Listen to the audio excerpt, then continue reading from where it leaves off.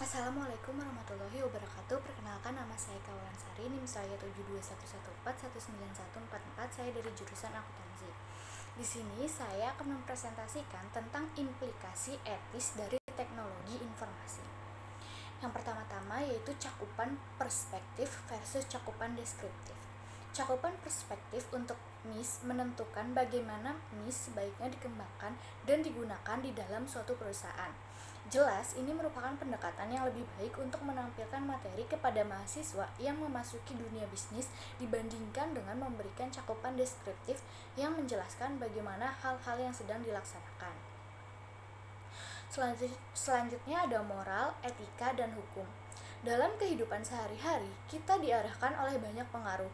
Sebagai warga negara yang memiliki tanggung jawab sosial, kita ingin melakukan hal yang secara moral benar, berlaku etis, dan mematuhi hukum. Moral adalah tradisi kepercayaan mengenai perilaku yang benar dan yang salah, atau institusi sosial dengan sejarah dan seperangkat aturan. Etika. Kata etika berasal dari bahasa Yunani yaitu ethos, yang berarti karakter. Etika adalah sekumpulan kepercayaan, standar atau teladan yang mengarahkan, yang merasuk ke dalam seseorang atau masyarakat. Semua individu bertanggung jawab terhadap komunitas mereka, terhadap perilaku mereka. Selanjutnya hukum. Hukum atau law adalah peraturan perilaku formal yang ditetapkan oleh otoritas yang berwenang seperti pemerintah terhadap subjek atau warga negaranya. Meletakkan moral, etika, dan hukum pada tempatnya. Penggunaan komputer di dunia bisnis diarahkan oleh nilai moral dan etis manajer, spesialis informasi, dan penggunaan serta hukum yang berlaku. Alasan dibalik etika komputer. James Hammer mendefinisikan etika komputer sebagai analisis sifat dan dampak sosial teknologi komputer serta perumusan dan justifikasi dari kebijakan-kebijakan yang terkait untuk penggunaan teknologi tersebut secara etis. Alasan pentingnya etika komputer. Menurut James Moore, mengidentifikasikan 3 alasan utama di balik minat masyarakat yang tinggi akan etika komputer. Yang pertama ada kelenturan secara logis. Sebagai kemampuan untuk memprogram komputer untuk melakukan hampir apa saja yang kita ingin lakukan. Komputer akan melakukan tepat seperti apa yang diinstruksikan oleh si programmer. Dan hal ini bisa menjadi pikiran yang menakutkan. Yang kedua ada faktor transformasi. Alasan atas etika yang didasarkan pada fakta bahwa komputer dapat mengubah cara kita mengerjakan sesuatu dengan drastis. Salah satu contohnya yang baik adalah email. Yang ketiga faktor ketidaktampakan. Alasan ketiga untuk minat masyarakat atas etika komputer adalah karena masyarakat memandang komputer sebagai kotak hitam, di mana seluruh operasi internal komputer tersebut tersembunyi dari penglihatan. Selanjutnya menerapkan etika dalam teknologi informasi. Bantuan dalam bentuk kode etik dan program edukasi etika yang dapat memberikan fondasi untuk budaya tersebut.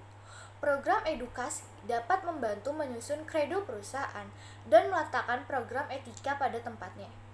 Kode etik dapat digunakan seperti apa adanya atau disesuaikan dengan perusahaan tersebut.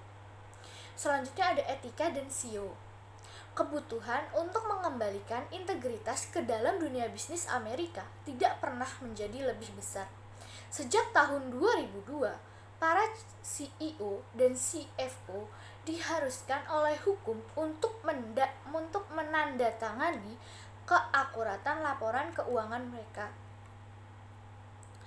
Pelayanan informasi hanyalah merupakan satu unit di dalam struktur organisasi, namun berada pada posisi kunci yang memiliki pengaruh terbesar dalam memenuhi tuntutan pemerintah maupun masyarakat akan pelaporan keuangan yang akurat. Terlebih lagi, sebagai seorang eksekutif yang memiliki tanggung jawab terhadap informasi penuh waktu, CEO merupakan orang yang tepat untuk memimpin upaya-upaya untuk memenuhi tujuan pelaporan ini. CEO dapat memenuhi ekspektasi pelaporan keuangan dengan cara mengikuti program yang mencakup hal-hal sebagai berikut. Yang pertama, mencapai tingkat pemahaman yang lebih baik akan pemahaman prinsip-prinsip akuntansi. Yang kedua, mempelajari sistem informasi yang menyelesaikan laporan keuangan dan mengambil tindak perbaikan. Yang ketiga, mendidik eksekutif perusahaan mengenai sistem-sistem keuangan. Selanjutnya, mengintegrasikan ke dalam sistem informasi alarm yang memperingatkan eksekutif terhadap aktivitas yang membutuhkan perhatian. Kemudian secara aktif berpartisipasi di dalam memberikan informasi keuangan kepada elemen lingkungan. Dan yang terakhir, mengendalikan dengan ketat keuangan yang dihabiskan untuk sumber daya informasi. Kesimpulannya, dalam kehidupan sehari-hari, kita diarahkan oleh banyak pengaruh. Sebagai warga negara yang memiliki tanggung jawab sosial, kita ingin melakukan hal yang secara moral benar, berlaku etis, dan mematuhi hukum. Sama halnya seperti pelaksanaan teknologi informasi. Walaupun berkecimpung di dunia maya, namun perlu mengetahui regulasi yang ada. Oleh karena itu, perlindungan terhadap akses masuk untuk suatu komputer diperlukan. Untuk menjaga itu semua, diperlukan sebuah aturan atau undang-undang yang mengatur mengenai itu. Banyak negara maju telah mempunyai undang-undang khusus mengenai komputer. Hal yang dapat ditimbulkan bukan hanya masalah akses data pribadi secara bebas, tetapi juga menyangkut kejahatan komputer dan juga hak paten peranti lunak.